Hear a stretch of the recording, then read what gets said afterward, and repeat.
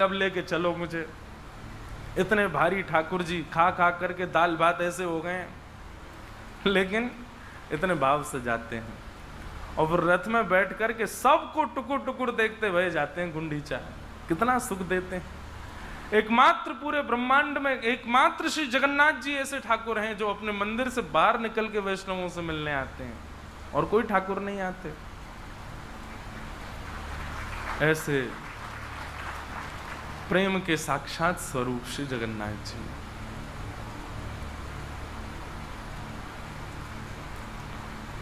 ऐसे महाप्रभु जी को हम प्रणाम करते हैं। प्रथम दिन कथा करने आए तो पूरी दर्शन करके आए थे, पर अब यहाँ से सीधे वृंदावन जा रहे हैं, तो हमारी जगह अब आप लोगों में से कोई चले जाना जगन्नाथ जी, और जाकर के महाप्रभु जी को प्रणाम करके कहना जल्दी बुलावें। उड़ीसा में आसपास भी कहीं कथा हो जाती है तो ऐसा लगता है कि पुरी में ही बैठे हैं हम, महाप्रभु जी के पास ही अनायास ही उनकी याद खूब आती है यहाँ आकर के। तो बस ठाकुर जी से प्रार्थना करना कि जल्दी हमको उड़ीसा बुलावें, जल्दी पुरी बुलावें, जल्दी राउरकेला बुलावें, जल्दी ही यहाँ आकर के फिर से श्री जगन्नाथ जी का यश गाने का अवसर मिले, ऐसी प्रार्थना है।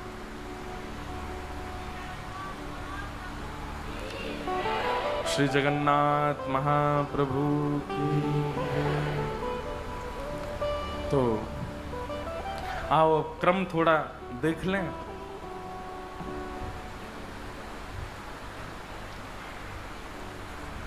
भगवान का विवाह श्री रुक्मिणी जी के साथ में हुआ।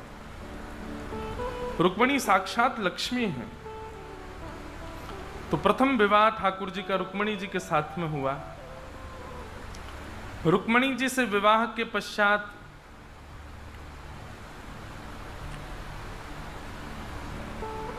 ठाकुर जी का द्वितीय विवाह जामवंत की पुत्री जामवती के साथ में हुआ। एक सिमंतक नाम की मणि द्वारिका में थी, जिसके लिए भगवान ने सत्राजित यादव को, जिसकी वो मणि थी, उसको कहा था कि भाई ये मणि तुम द्वारिका के कार्यालय में दे दो, लेकिन उसने देने से मना कर दिया।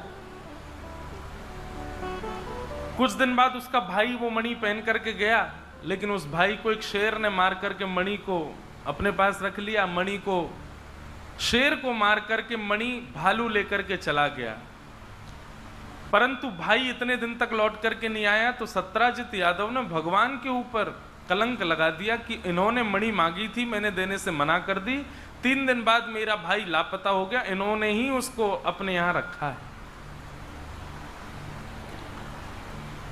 बंधुओं देखो, दुख के 3 कारण होते हैं, काल, कर्म और स्वभाव। दुख 3 कारणों से हमारे पास आता है। सबसे पहला होता है काल, समय। संसार में ऐसा कोई व्यक्ति नहीं है जिसके जीवन में दुख नहीं आएगा। अगर उसके कर्मों का दुख नहीं आएगा तो उसके काल का दुख आएगा। ये कष्ट आता ही हमारे निर्माण के लिए है। हम आप सब लोग आज कथा में बैठे हैं, कर्म कर रहे हैं, जो कुछ भी कर रहे हैं वो इसलिए कर रहे हैं क्योंकि हमारे जीवन में दुख आता है। अगर हम सब सुखी हो जाते तो हम कथा भी नहीं सुनते, हम कभी मंदिर भी नहीं जाते, हम कभी कोई नवीन कर्म नहीं करते, कभी मेहनत नहीं करते, कभी परिश्रम नहीं करते। इन सब में बांधने का कारण ही कष्ट है। आपके जीवन से यदि सारे कष्ट खत्म कर दिए जाएं तो राक्षस बन जाओगे आप। केवल कष्ट है जिसके कारण आप मानव बने हुए हो, जिसके कारण आप सही पथ पर चल रहे हो, जिसके कारण आप भय के कारण ही सही मंदिर जा रहे हो, नाम जप कर रहे हो, ठाकुर जी को भज रहे हो। वो बात अलग है कि भजते भजते कथा सुनते सुनते फिर वो भय प्रेम में परिवर्तित हो जाए। परंतु कहीं ना कहीं हमको क्यों मांस खाना गलत लगता है। एक दिन एक व्यक्ति ने मुझे पर्चा लिख के यहां मंच पे दिया। उसने कहा कि महाराज मेरे परिवार के लोग यहाँ कथा में बैठे हैं, अब मैं उस दिन में तो बोल नहीं पाया, आज याद आ रहा है। बोले आप मेरा नाम लेके मत बोलिएगा, पर ये लोग सब लोग मांस भक्षण करते हैं, इन लोगों को समझ ही नहीं आता, बल्कि इनकी विचारधारा तो ऐसी है, व्यक्ति के चित्त में जो खाने का मन आ जाए वो उसको खाना चाहिए। ऐसा भूल करके भी मत करिएगा। मानव बुद्धि और मानव का मन इतना खतरनाक है, वो दिन दूर नहीं है। मैं तो कह देता हूं, घोर कलयुग का स्वरूप पता कैसा होगा? जब घर का कोई व्यक्ति मरणासन अवस्था में आ जाएगा ना, कि अब पता चल जाए इसकी मृत्यु होने वाली है, तो उसको जाकर के करोड़ रुपया में रेस्टोरेंट में बेच आया करेंगे। बोले जलाने से क्या फायदा, इसको पेट भर जाएगा। और हम आप सब तो रहेंगे नहीं उस समय पर आज जो न्यूज चैनल पर डिबेट्स होती है इसके लिए उसके लिए, उस समय डिबेट होगी इस चीज पर भी कि मानव को नहीं जलाना चाहिए, मानव को नहीं दफनाना चाहिए। बोले इससे अच्छा 4 लोगों का पेट भरेगा, इसको दे आओ रेस्टोरेंट में। ये भी आएगा समय, तब क्या करेंगे हम? और कई ऐसे देश हैं आज भी, वहां पर ये नियम है कि बड़े तो नहीं, पर हाँ बालक बच्चों को तो गोविंदाय नमो नमः कर जाते हैं राक्षस। आप कैसे किसी जीव को मार सकते हैं? आप कैसे किसी जीव की हिंसा कर सकते हैं?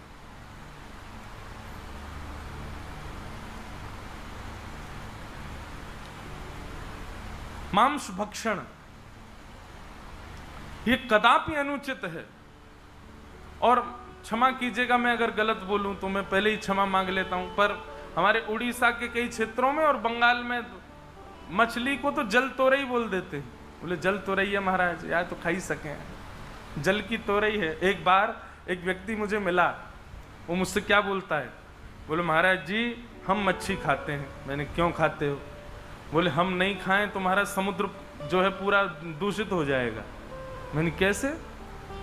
बोले देखिए गंगा जी निकलती हैं, देखो चटोरा व्यक्ति अपने जीव के स्वाद के लिए कितनी बड़ी कथा सुना रहा है मुझे। कहता है कि वो गंगोत्री से गंगा जी निकलती हैं, उत्तराखंड की सारी गंदगी उसमें आती है, मछलियां खा जाती हैं। फिर वही उत्तर प्रदेश में जाती हैं तो मछलियां उत्तर प्रदेश की भी गंदगी खा लाती हैं। मैंने कहा अच्छा। फिर वही बिहार आदि होती हुई जब बंगाल में आती हैं, समुद्र में मिल जाती हैं, तो मछली कितने प्रांतों की गंदगी खाती आई, हमने मछली को खा लिया, तो कितनी सारी गंदगी हमने खत्म। मैंने कि जय हो देवता। मैंने कि जीव थोड़ी है तुम्हारी, झाड़ू है, पोंछा है, ये साफ कर रहे हो तुम, सफाई में लगे हो। जीव थोड़ी है, वॉशिंग मशीन है तुम्हारी, पूरे विश्व का कर। मैंने जाओ और लंबी नदी ढूंढ के आओ, उसके भी खा जाओ सबरी मछलियों को। तुम नहीं खाओगे तो अरे पूरा दुनिया जल जाएगी महाराज, सब पॉल्यूटेड हो जाएगा। कैसी बात करते हैं लोग अपने स्वाद के लिए। मैं एक जगह कह रहा था कि व्यक्ति को भोजन करने में स्वाद, भोजन कितनी देर में हो जाता है हमारा? 8 से 10 मिनट, इससे ऊपर भोजन का समय नहीं जाता है। और उसमें हमको स्वाद कितनी देर आता है? केवल शुरुआत के 3 से 4 मिनट, उसके बाद स्वाद नहीं आता, उसके बाद हम पेट भरते हैं। लेकिन 4 मिनट के लिए आपने किसी की मां को मार दिया, किसी के बच्चे को मार दिया, किसी के भाई को मार दिया, 4 मिनट के स्वाद के लिए। ये राक्षसत्व नहीं है? फिर क्यों रावण को जला रहे हैं हम लोग? रावण कम से कम मांस भक्षण तो नहीं करता था। सत्य बता रहे हैं।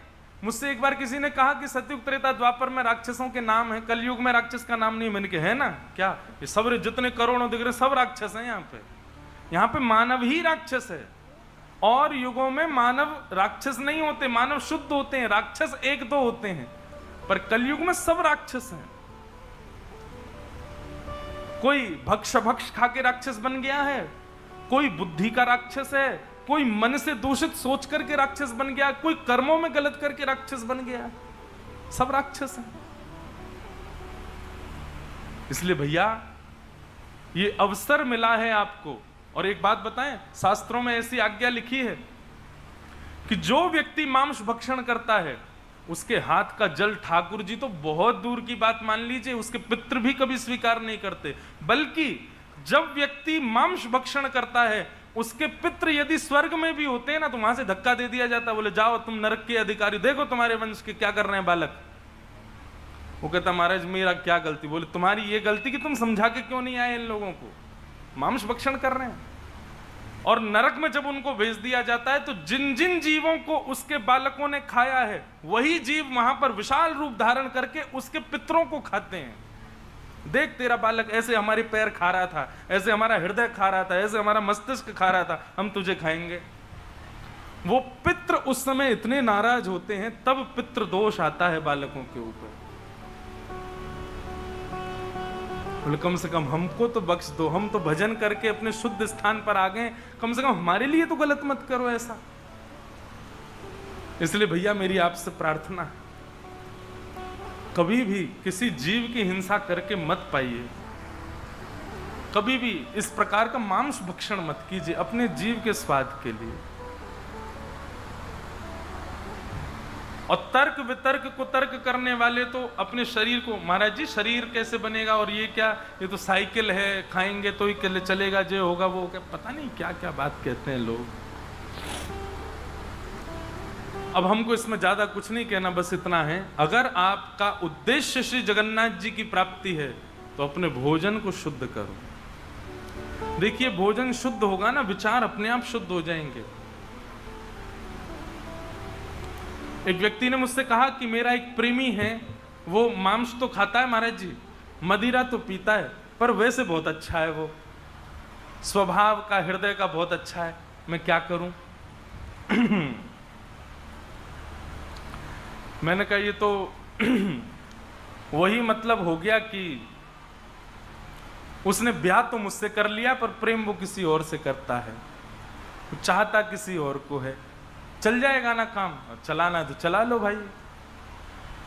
स्कूल तो आता है पर यूनिफॉर्म पहन के नहीं आता, स्कूल तो आता है पर बस्ता लेके नहीं आता, स्कूल तो आता है पर अपनी किताब कॉपी लेकर के नहीं आता, स्कूल तो जाता है लेकिन पढ़ता नहीं है, क्या काम का फिर। ये नियम बनाए हैं, हम मानवों को मांस भक्षण नहीं करना चाहिए। बहुत अपराध लगता है, बहुत बड़ा पाप लगता है। तो इससे बचिए।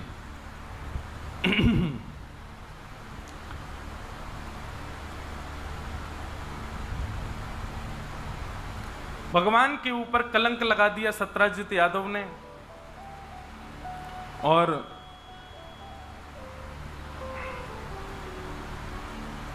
एक जगह, और मैंने एक बात और बता दूं मांस भक्षण की, फिर आगे चलता हूं। एक जगह मैंने एक बात और पढ़ी थी, जब आप किसी जीव को खाते हैं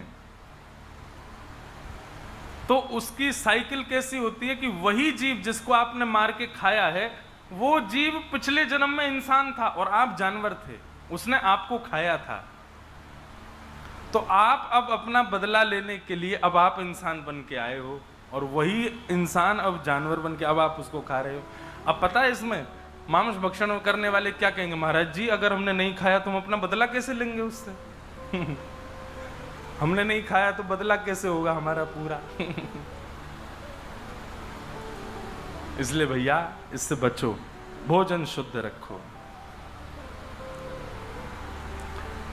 तो भगवान का दूसरा विवाह सत्यभामा जामवती के साथ में हुआ, जामवंत की पुत्री जामवती के साथ। तीसरा विवाह भगवान का सत्यभामा के साथ में हुआ। चौथा विवाह भगवान का कालिंदी यमुना जी के साथ में हुआ। बंधुओं, एक कथा आती है बड़ी सुंदर कि ठाकुर जी के अत्यंत समीप में रहने वाले 3 लोग हैं। पत्नियों में ठाकुर जी के सबसे ज्यादा समीप रहती है सत्यभामा। और सत्यभामा समीप क्यों रहती हैं? सत्यभामा एक तो सुंदर बहुत है, दूसरा भगवान थोड़े से डरते हैं सत्यभामा से, थोड़ी सी ठाकुर जी को डरा धमका के रखती है। इसलिए ठाकुर जी ज्यादातर उसी के संग ही सिंहासन पर बैठते हैं द्वारिका के। तो सत्यभामा, गरुण जी और श्री सुदर्शन जी, ये 3 भगवान के सबसे समीप हैं। और मैं अधिकतर कथाओं में